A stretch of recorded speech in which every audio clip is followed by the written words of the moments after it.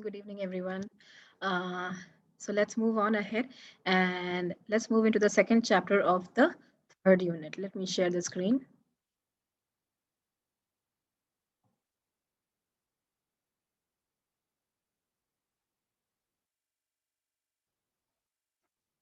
Okay, this is the 11th chapter, and here we are basically going to talk about Jacob.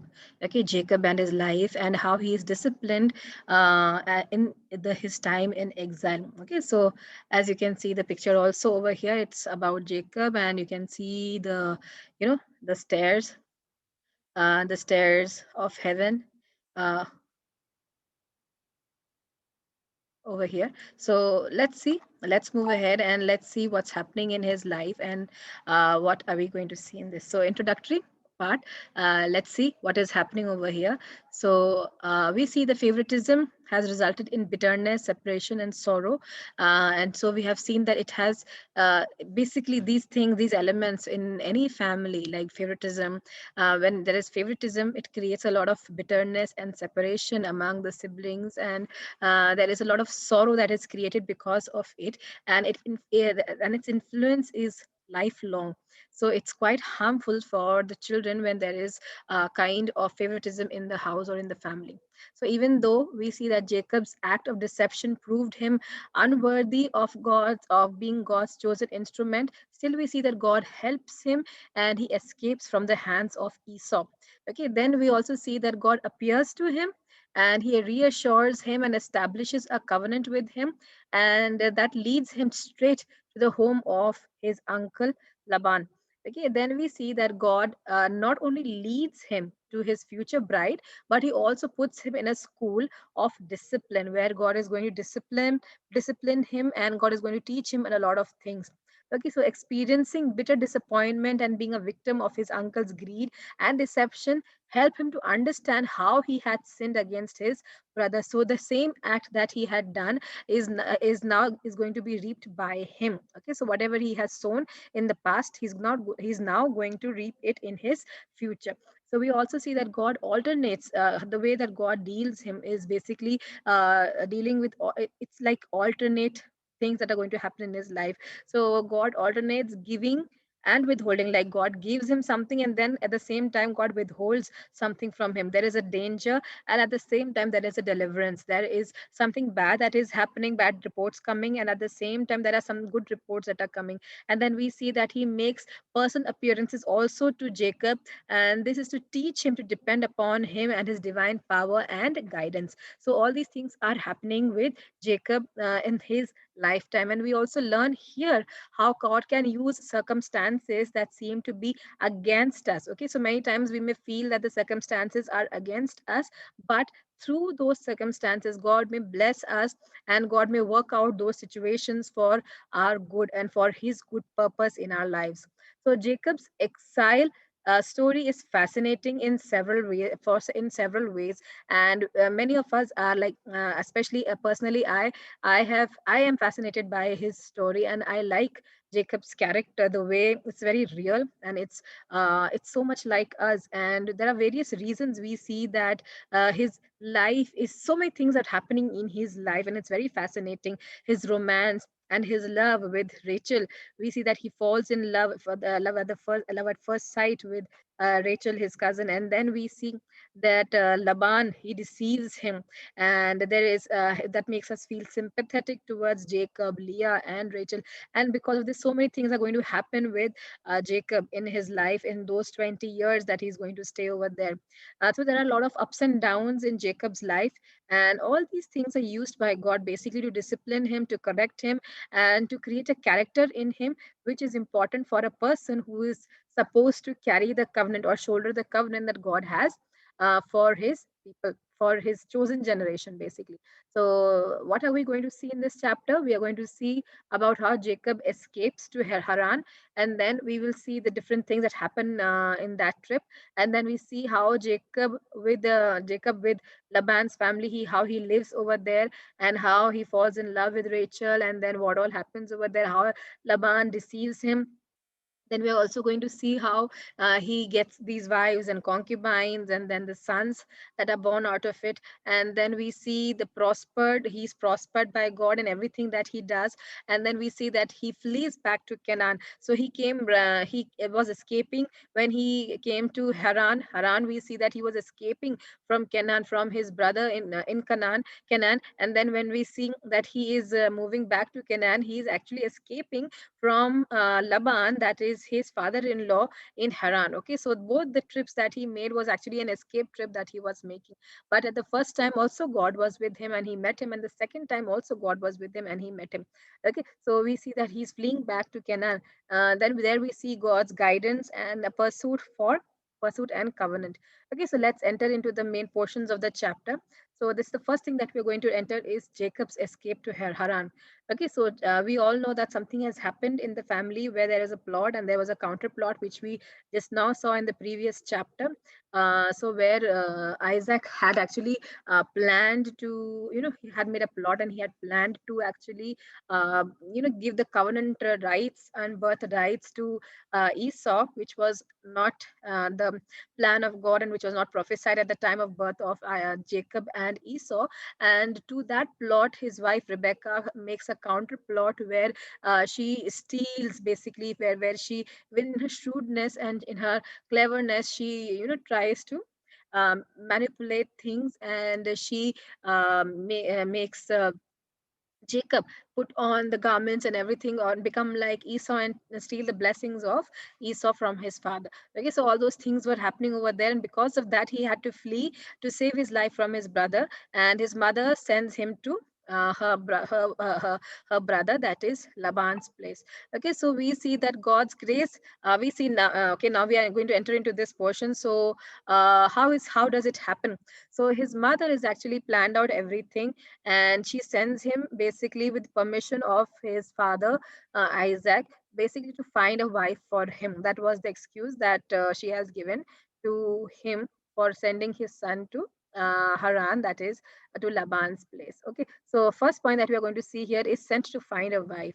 So God's grace can bring blessings out of tragedy. So we saw that a lot of things were happening over here, and out of these tragical things and the wrong things that were happening, God is still going to bring some kind of blessings into Jacob's lives. So Jacob's exile brought about marriage and covenant. Okay, covenant heir. So we see that Jacob was at least 57 years old, and he was still a bachelor. It's a huge age to be a bachelor. So he was still a bachelor. We remember that Isaac got married at the age of 40 because his father was interested in looking for a bride for him, and he sent his servant Eliezer to look for a bride for him. But Isaac did not do that, and we saw that Esau got married with Hittite woman, which was disgusting in the sight of Isaac and Rebecca herself. Okay, so they did not want that something like this should happen to Jacob.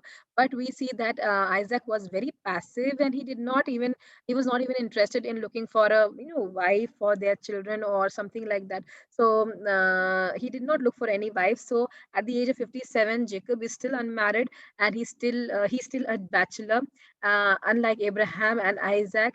Okay, so his father had not taken any step for his marriage, so he has to go ahead and do it for himself.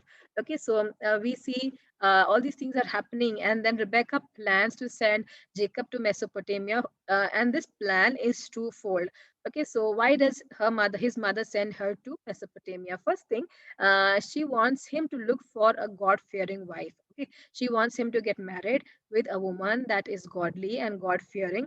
And the second reason implied in that itself is when he goes far away from this place to Mesopotamia to her brother Laban, she feels that that is going to save his life, because he will be away from his brother Esau, and there's a long distance between Mesopotamia, that region of Haran, and Canaan, where they were staying at that time. Okay, so she convinced Isaac for sending Jacob to Laban's place to save themselves of the disgust, that if Esau also, like Jacob also, like Esau, would take wives from Hittites, it would be a shame for them, and then it would be a problem for continuation of the covenantal family. Okay, so because of this reason, Jacob is allowed to go to Haran. Okay, so Isaac sends him respectfully, committing him into God's care and with full Abrahamic blessings to Padam Aram, okay, to find a wife who would value the covenant promises and be a good mother and a godly mother to the chosen line. Okay, so that's what was in Isaac's mind, that let Jacob go and find for himself a beautiful, godly woman who would take care of the covenant of God. Okay, who would be, involved in handling or shouldering the covenantal promises along with Jacob. So when Esau learnt of this, he tried to win the approval of his parents. And what did he do? So after marrying two Hittite women that he has already done, now he goes on and tries to, get approval from his parents by marrying one of the daughters of Ishmael. Ishmael is Isaac's cousin. We know that. Isaac, brother, I would say. He was born. We know the story. He was born from Hagar. Okay, the father, the Ishmael and Isaac's father was same, Abraham. So his cousin, we would say, um, चाचा अगर आप बोल सकते हैं. So we can say that he went ahead and got married to one of the Ishmael's daughters. So two Hittite wives and then one Ishmael's daughter were his wives. So he thought by doing this he would get approval from his parents, but did not change the situation nor the covenantal blessings that were upon Jacob. So he did not Esau did not gain anything out of this marriage either. So Jacob was off to Haran and entering into completely new phase of his life. He was heading towards finding his self determination, love, marriage, fatherhood, domestic problems, and a personal knowledge of God. So he's going to experience everything single handedly and personally. So he's going to have a tough time learning all these things. Okay. So on his way, we see that on his way, within 1 or 2 days, we see that he gets a dream. So this the second thing that we're going to see here is dream and covenant, which is mentioned in chapter 28 of Genesis. Okay, so Jacob's journey was not easy, for he was not a young guy. Okay, he was 57 years old. If you do remember, so he's not a very young man. So this journey was quite tough on him. But some scholars say that he was 57 years, and some say he was even 77 years. So even if the journey was the journey if this journey was around 750 kilometers or 500 miles on foot. Okay, so and that also all alone with no company, no companions, nothing. So even if it was for a youth, it would have been a difficult journey, but for a man of say 57 or 77 years maybe, it was more tough to travel alone, that also on foot. Okay, but nonetheless, he was traveling on foot and doing all those things. So he was only he was lonely. He was very lonely in this journey, and he was conscience stricken of the uncertain future that he had. So he did not know what is going to happen in his future, and he was restless, and he was fearful, and he was lonely. And in all those things, he needed an assurance from God. He needed God to speak to him in all those situations, to affirm him, to confirm him, to assure him of a future that he had with God. Okay, so though he has the birthright right now in the covenantal promises, the Abrahamic promises with him, but God has still not spoken with him. He has not yet had a direct confrontation or relationship with God. Okay, so we see here that he needed that to move ahead. So on the second or third day of Jacob's journey, God gave him a dream to encourage him. So God doesn't leave his people when he knows that people need him, need his assurance. He's always there to assure them and encourage them. So God gave him a dream to encourage them. So in this dream would actually strengthen his faith, and it will help him all through the long, difficult years which are waiting for him until he reaches the promised land back. Okay, so he has to have that strength and energy and that faith to hold on to till he comes back to the promised land. So in the dream, he actually saw a majestic stairway that reached from earth to heaven. And God stood on the top of that staircase, and angels were ascending and descending on it. This was a dream that he saw. So the stairway symbolized the open communication between God and him. So in this dream, God spoke to him and he said, I am the Lord, the God of Abraham your father, and the God of Isaac. The land on which you lie, I will give to you and to your offspring. Your offspring shall be like the dust of the earth, and you shall spread abroad to the west and to the east and to the north and to the south, and in you and your offspring shall all the families of the earth be blessed. Behold, I am with you, and I will keep you wherever you go, and will bring you back to this land. For I will not leave you until I have done what I have promised you. Okay, so Jesus also alluded to this vision, informing us that he fulfilled this prophetic symbolism. So Jesus actually is the only way. He is the only way from earth to heaven. So Jesus is basically this way, the staircase, who is the mediator between God and man. Okay, so through him we have open heavens to us. So Jehovah confirmed this ancestral covenant to Jacob and promised to be with him wherever he went and to bring him back safely to Canaan from Haran where he was going. So the changes in his life would be ordained of God and for Jacob's ultimate good. So whatever is going to happen now, it will be all planned by God and it will be definitely for the good of Jacob. So these promises were out of pure grace. So there was nothing that Jacob deserved right now because he was a deceiver. He was, a supplanter. He was a person who shrewdly did things. He was a person who was, cunning, and he would do anything for his own personal gain. So he was not, his character was not yet molded, and there was nothing in him that brought these blessings upon him. So this was pure grace or sheer grace of God that as Jacob being an unworthy person, uh, he still was a little spiritually sensitive, and we see that it was only grace of God that enveloped him, and that God wanted to be with him, and he wanted to mold him and change him so that he may work through his life and bring forth the covenantal blessings through him. So when Jacob woke up, he was afraid and full of awe of God's presence. And he probably thought that he had a chance to come very close to the gate of heaven. So he probably just thought that he was just standing at the entrance of the gate of heaven, and which was something horrifying for him at that moment because of the guilt and everything that was inside of him. So the knowledge that God was with him changed his entire outlook. So the moment you have that confrontation with God, the moment that you have that meeting with God, things around you change and you suddenly have a different way of looking at things. So that is what happened with Jacob at that time. So in gratitude and in reverence, what did Jacob do? Jacob erected a pillar and anointed that place with oil as a memorial place.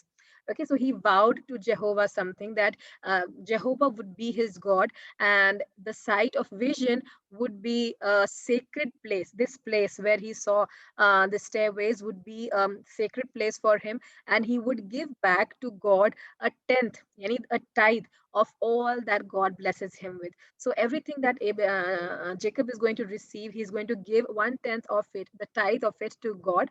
And this place where these things have happened, this site, it would be a sacred place always. And he vowed to God that Jehovah, he is always going to follow Jehovah, and Jehovah will always be his God. He's not going to look up to any other God. Okay, so let's move on. Let's move to the next part of it, that is him reaching Laban's place. So Jacob with Laban's family. So Jacob's love for Rachel. Let's begin with that.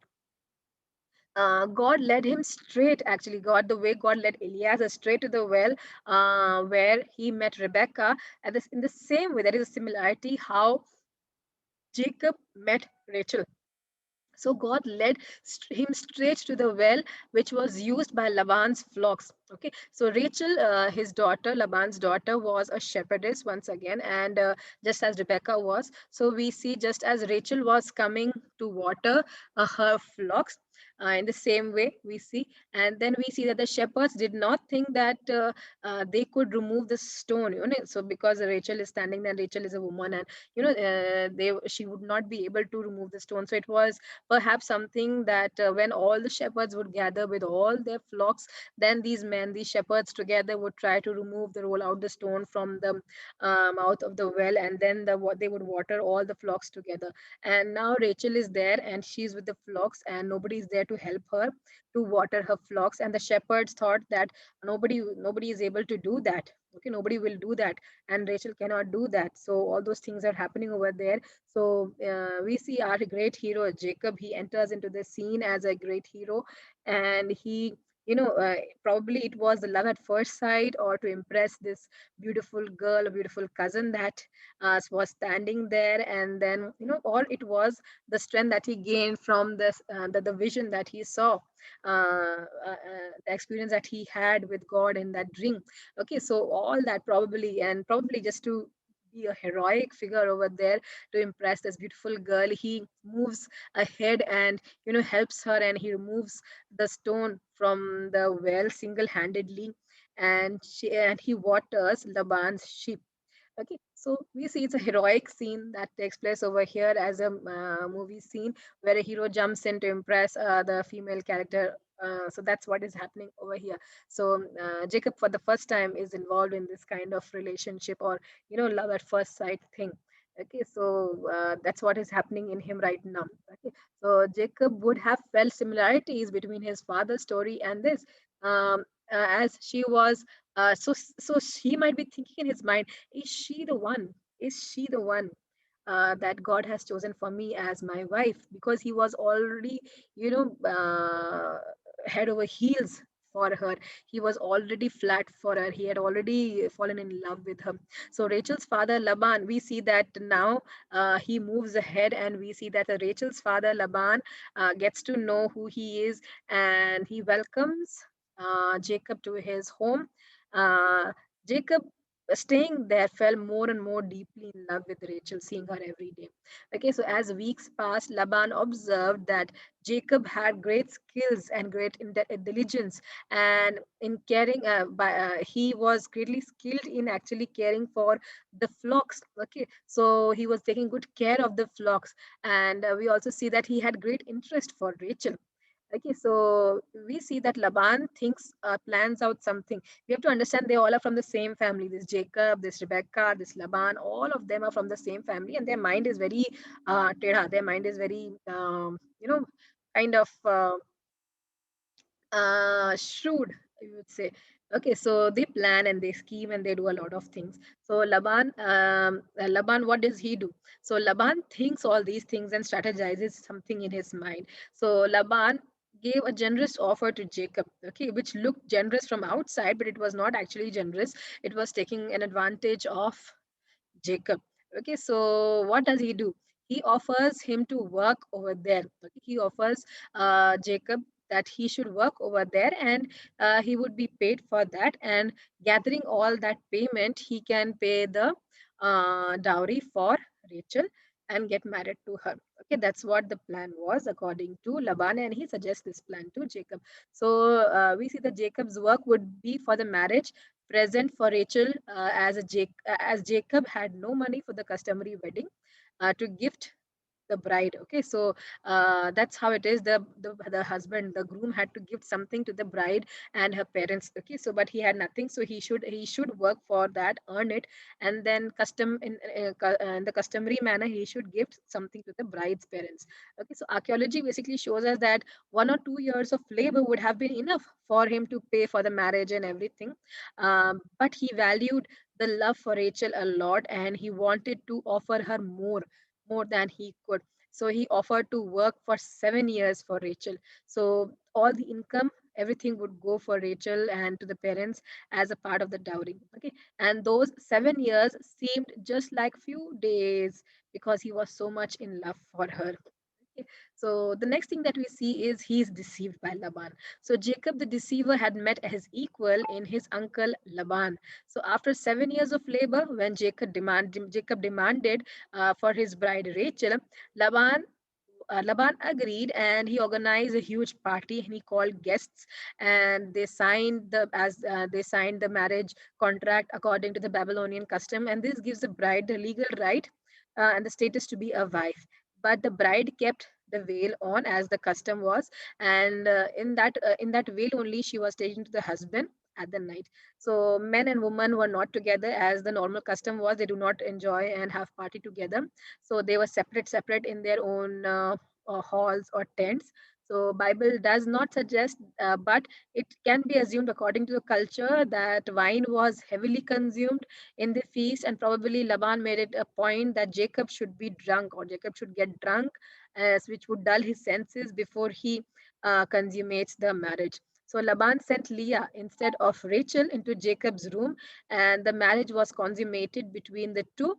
Even before Jacob could come to his senses, uh, he uh, uh, he had already consummated the marriage. And when he woke up in the morning, he realized the fraud that has been done to him. Okay, so when he questioned Laban about what is this, why was Leah sent to him instead of Rachel, we see Laban simply calling out a custom that was there as an excuse that he could not have given the younger sister in marriage before getting the elder one in marriage. Okay, so that was the reason that he gave. But then why did he not say all these things before um, before before deciding the marriage between Rachel and Jacob? So this was a fraud that was done to Jacob. So there was no justification provided for the act by Laban. So Laban proposed another plan, or upon proposed to Jacob that he could have Rachel if he would work for 7 more years. Okay, if he would work for 7 more years, and he would pay him double.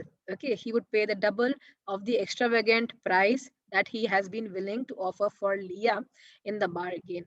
Okay, and he can also keep Leah as his wife, so he would be getting two wives, Leah and Rachel, and he will have to pay the double of the extravagant price that he paid for Leah. So Jacob was so much in love with Rachel that he did not even mind doing that 7 more years and paying the double of the extravagant price that he had already paid for Leah in the bargain. Okay, so the deceiver of the father was now himself deceived by the father in law.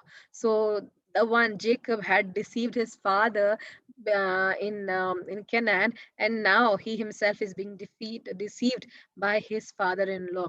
So we see the deceiver is being deceived. Okay, so Laban did not make Jacob wait for another 7 years before marrying him to Rachel.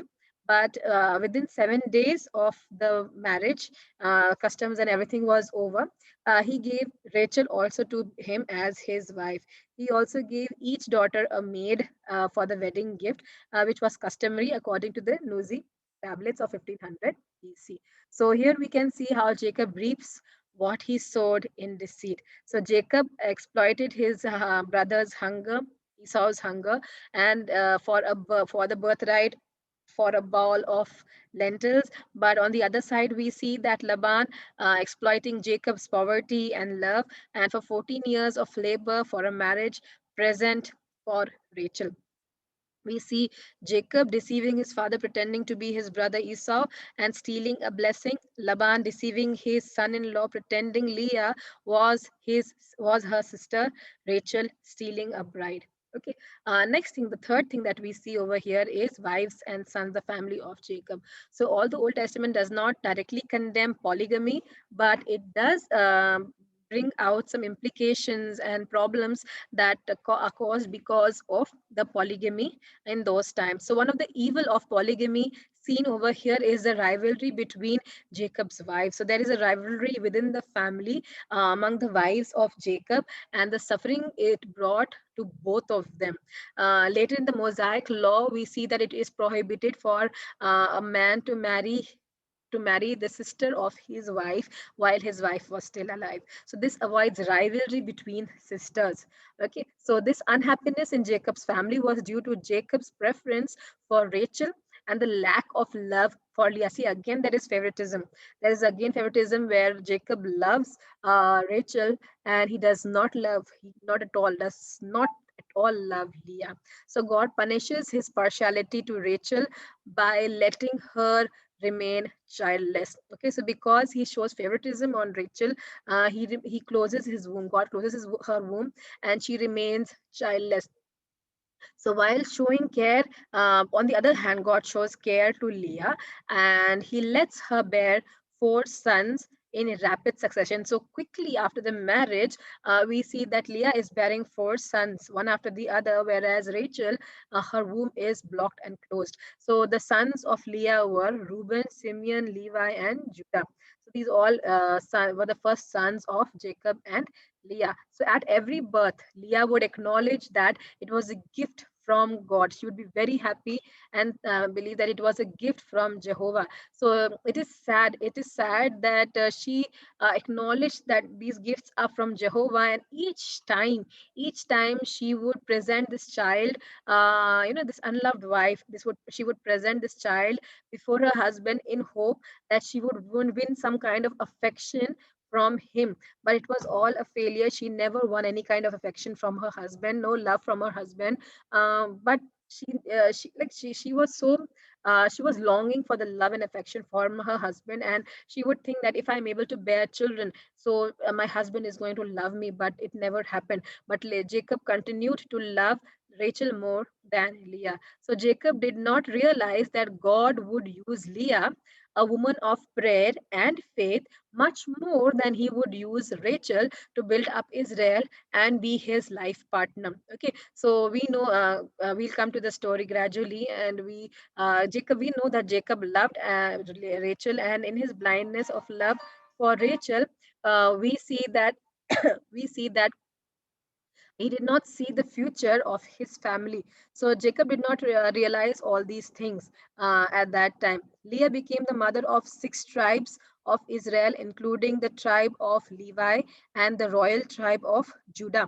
Okay, so what Jacob thought to be a blow to him was actually a fountain of blessing in the long run. So what he thought is not good, what he thought that it was something bad that had happened to him, but was actually in the long run, it was a blessing to him. Okay, so Leah's fruitfulness aroused Rachel's envy. Okay, so we can see that because Leah is getting pregnant again and again, again and again, Rachel becomes very jealous of her, and it prompted her to make unreasonable demands. So she becomes so upset and she demands some unreasonable things from her husband, and she says, "Give me a child or I will die." So she's so frustrated with her life at this moment that she just wants to die, and she demands this from her husband, that you are giving children to my sister but you are not giving children to me. So uh, we know that Rachel also knew that it is from God, but still that frustration, that agitation in her because of childlessness and the fruitfulness of her sister made her very upset and angry and unreasonable at that time. So Isaac prayed for Rebecca. We know that when Rebecca was not having children, Isaac prayed for her. So God opened her womb and healed her. But Jacob could not give that spiritual help and support and counsel to Rachel that was needed. Instead, he becomes angry on her. Okay, so this difference in the character of Isaac and Jacob over here we see. So Isaac was a very prayerful person. So when Rebecca was, was not getting pregnant and her womb was closed, Isaac had sympathy and he felt pain for her, and he would pray. He would pray to God for her to be healed and her womb to open. But Jacob, on the other hand, he did not have that spiritual concern and help for Rachel. He could not counsel her, he could not hold her together, and instead he became angry on her. Okay, so we see that then Rachel tries to do things on her own.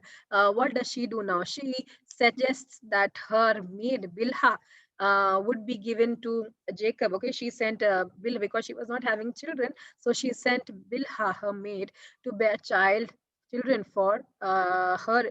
And Jacob agreed to do that. Jacob agreed to have Bilhah have relations with Bilhah and to bear children for Rachel. I believe if it was not required though, but uh, nonetheless it would have been a stubborn instigation by Rachel that Bilhah should be taken by Jacob. And in that culture, the men did not mind having relations with many a woman at that time. So Jacob also agreed to take Bilhah and have children from her for her. Okay, so then Leah saw this happening, and Leah was also competing in that level. So what did she do? She also gave her maid Zilpah to Jacob. So Jacob agreed to that also, and both the slave girls bore two sons each to him. So the live rivalry now has heightened when Rachel lent her husband to Leah. We can see this rivalry going. I mean, just going to levels that we can't imagine between both the sisters. So in this rivalry, we see that Rachel lent her husband to Leah. Okay, Rachel allowed Leah to have him for a night. In exchange of what? In exchange of love apples. Okay, in exchange of love apples, and she thought by having these love apples, she would be able to conceive. Okay, so by having these this kind of food or foods or apples, whatever it was, she hoped that it would help her to conceive.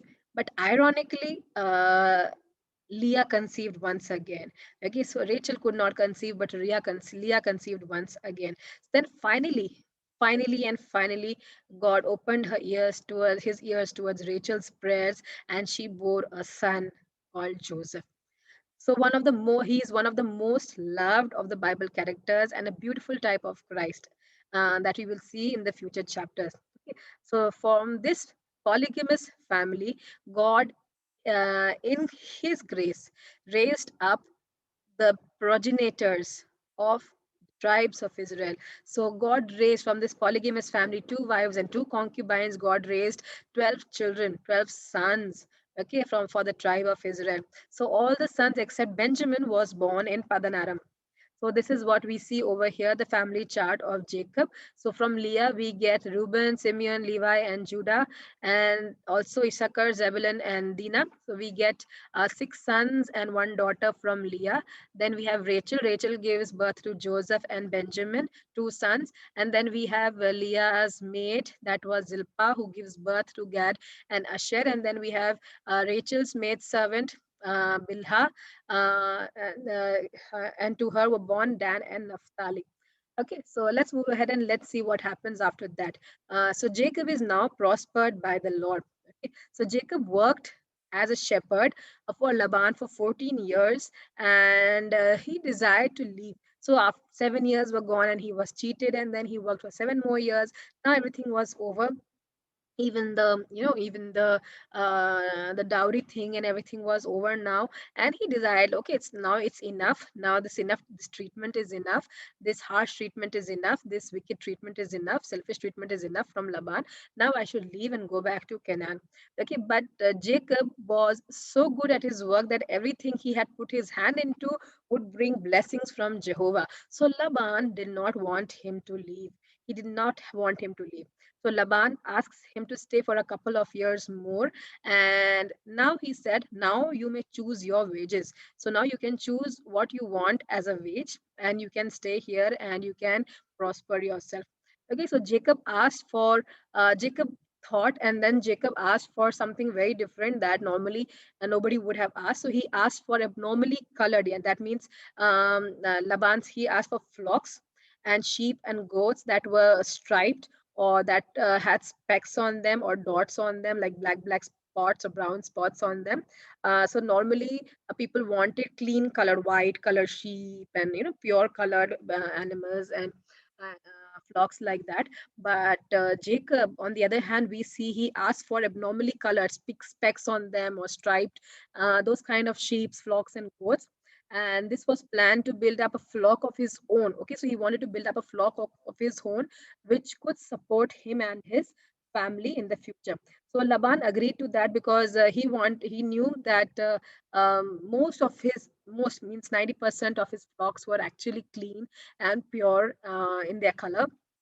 Only few of them, couple of them, were specked or striped or something like that. Okay, so he said, okay, he agreed to that. Jacob did this not in humility but in faith. Okay, he knew that God was with him and he will bless in everything.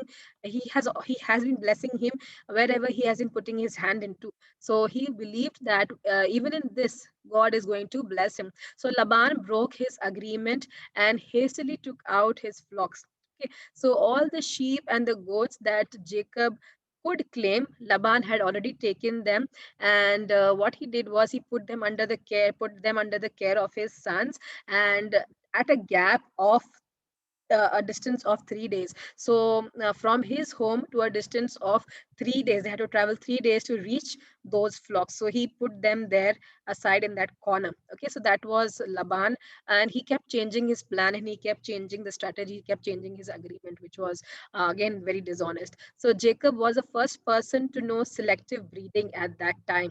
So though Laban acted deceitfully, but God came to his rescue. So Jacob had seen in a dream that God was causing the rams and the ewes to transmit the genetic features in coloring for him, so that Laban may not harm him. Okay, so he saw in a dream that God is being with him, and God is going to fulfill what he is desiring, and he's going to increase the number of flocks that are specked, and genetically specked, and all those things he's going to increase them in number. So he acted on the belief that what animals saw during the time of mating would affect the appearance of the younger ones. So he did that, and he placed some branches and all those things in the water at that time, in the heat of the day when they were mating. So what they saw, and the same way they got children like that. So scientifically this is not confirmed, but that this happens in this manner, but apparently it worked for him, worked for Jacob, and God, basically God was with him, and God blessed him in what he did. So that is how this worked out. It's not something that happens most of the time. So on seeing how still Jacob was becoming prosperous, Laban changed the agreement 10 times, because he did not want Jacob to prosper. He wanted to take everything that Jacob was getting. So, in spite of all this, Jacob's flocks increased rapidly and were more stronger and healthier than Laban's. So, in addition to this large number of flocks, he got so many camels and donkeys that after 6 years, he could send his brother Esau a gift of 580 animals.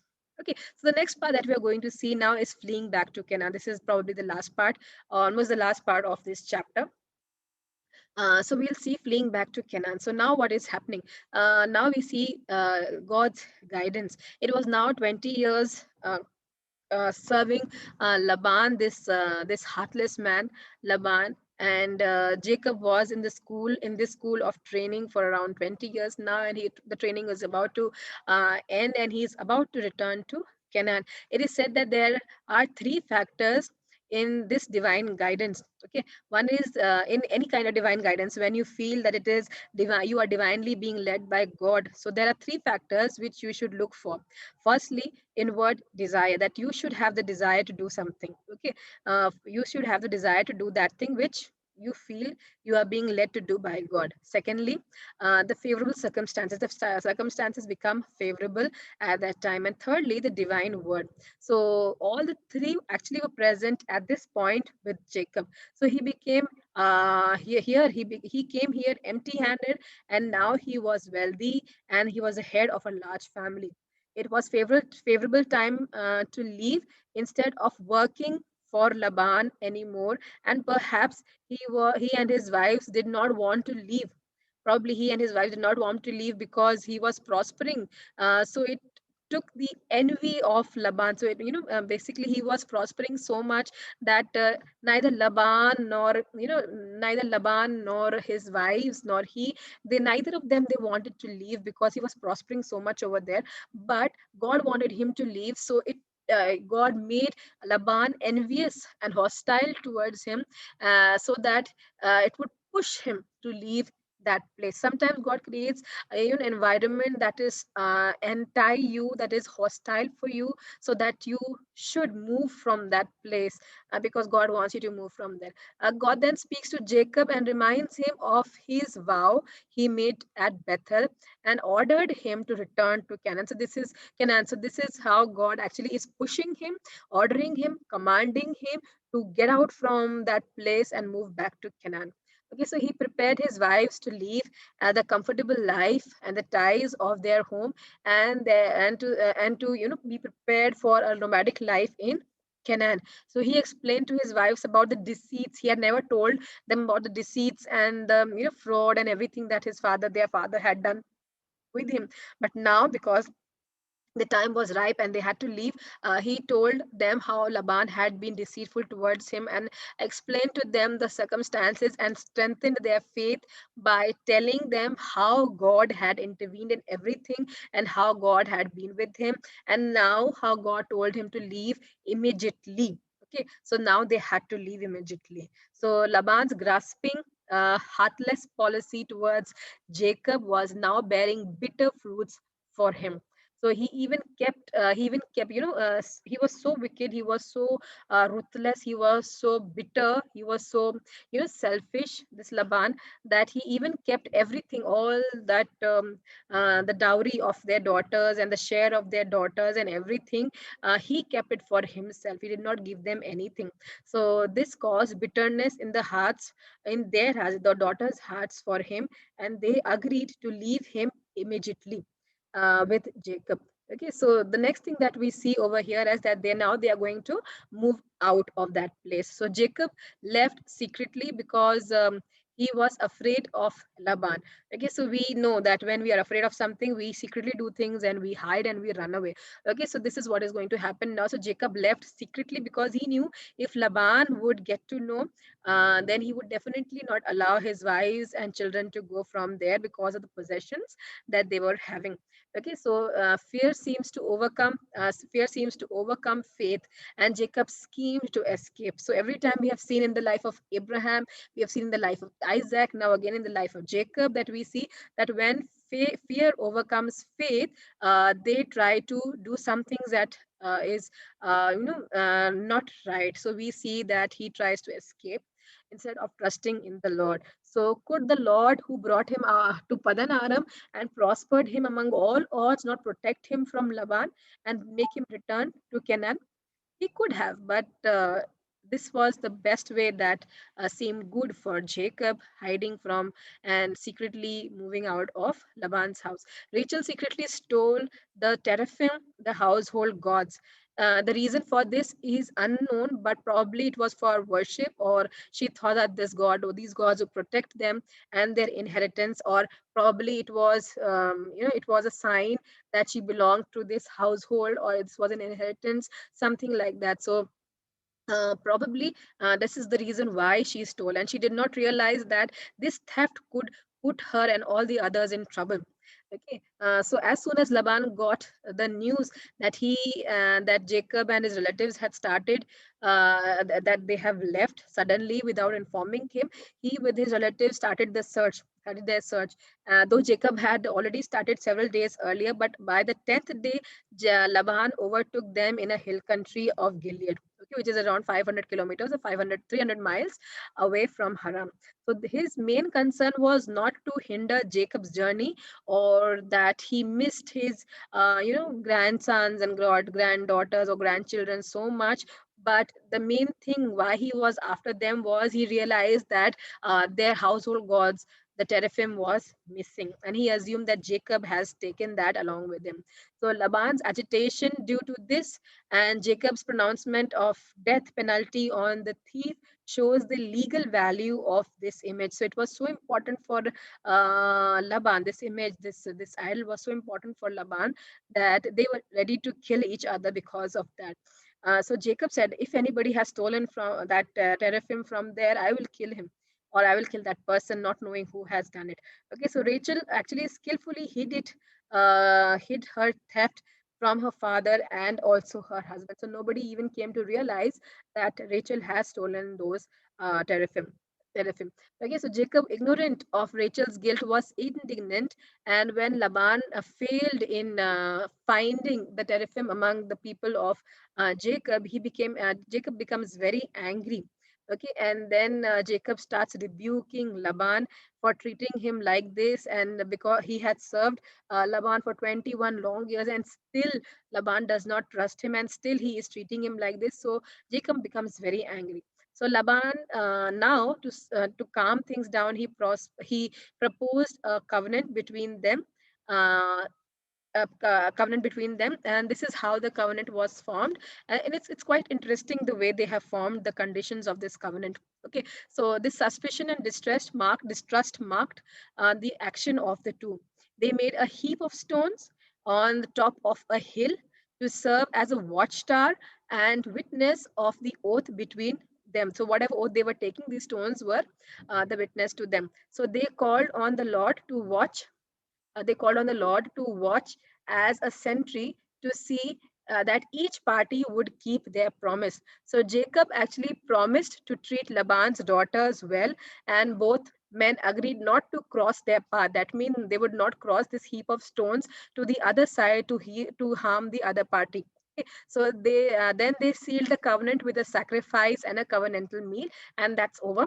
And the next morning, early in the morning, Laban kisses his daughters and grandchildren goodbye, and he leaves. Okay, so this is all for this chapter right now, and we'll continue to the next chapter about the life of Jacob, and then we will get into the life of Joseph. Thank you, everyone. God bless you.